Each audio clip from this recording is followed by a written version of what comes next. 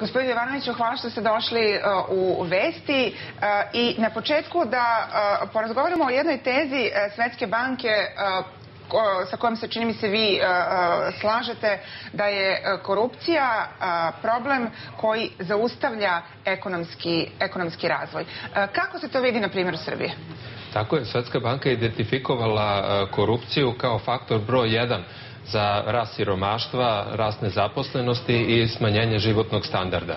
Tako da ona se očitava pre svega u tome što slabi konkurentnost, da kažem, domaćih preduzeća i samim tim manje novca, kapitala može da dođe u zemlju po osnovu slabljenja konkurentnosti. Tako je, recimo... A slabi konkurentnost, da objasnimo, jer se firme ne rangiraju po tome koliko su zaista uspešne, nego koliko koja mita da tamo gde treba. Razlog je što firme u zemljama gde je rasprostranjena korupcija uglavnom poslove dobijaju putem davanja mita, a ne putem razvijanja svojih poslovnih sposobnosti i konkurentskih prednosti. Pa tako sučeljene sa superiornijim firmama koje imaju znatno veće konkurentske prednosti, niti mogu da izvoze, niti mogu da vrše supstituciju uvoza na domaćem tržištu. I po tom osnovu onda se nama širi, znači povećava nam se uvoz, a smanjuje nam se izvoz.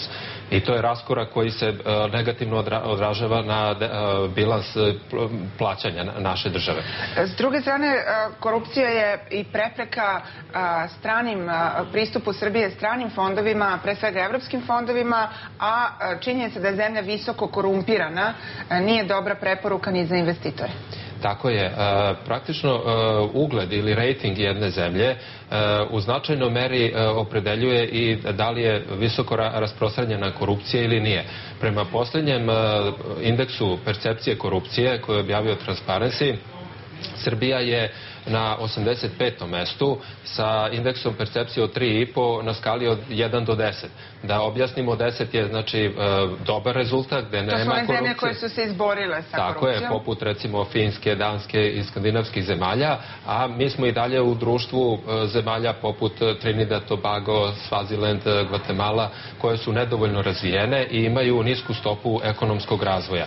Što znači da taj nedobar imidž, da tako kažem, deluje odvraćajuće i na strane investitore, a drugo i pogoršava uslove zaduživanja i sprečava onemogućava korišćenje fondova koji su dostupni za razvoj.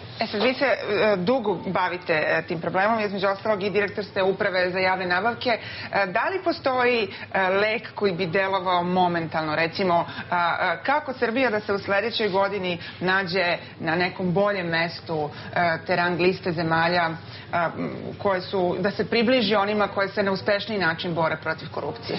Pa mislim da smo već ove godine napravili jedan značajan pomak što smo napravili regulatorni okvir. Pripremili smo dobro propise koji omogućavaju uređivanje sistema.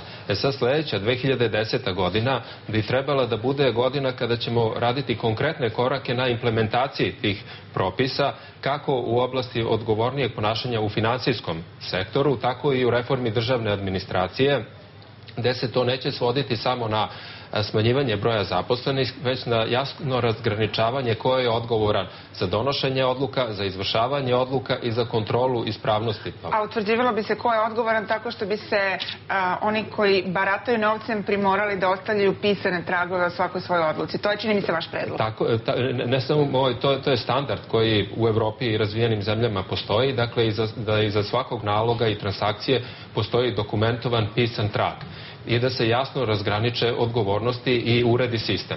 Ukoliko imamo uređen sistem, tada naravno smo mnogo privlačniji i za strane ulagače, tada i strani fondovi naravno će nam biti mnogo pristupačniji, jer niko ne želi da plasira novac tamo gde ne postoji dovoljno uređen sistem. I samo da vas pitam za kraj kratko, s obzirom da vam je OEBS dodelio nagradu da ste ličnost godine zbog posvećenosti i angažovanja na ostvarivanju pune transparentnosti javnih nabavki, to je kompliment vama, a da li je s druge strane i kritika državi i još jedna potvrda činjenica da Srbija ima veliki problem sa korupcijom pa i u tom sektoru posebno javnih nabavki?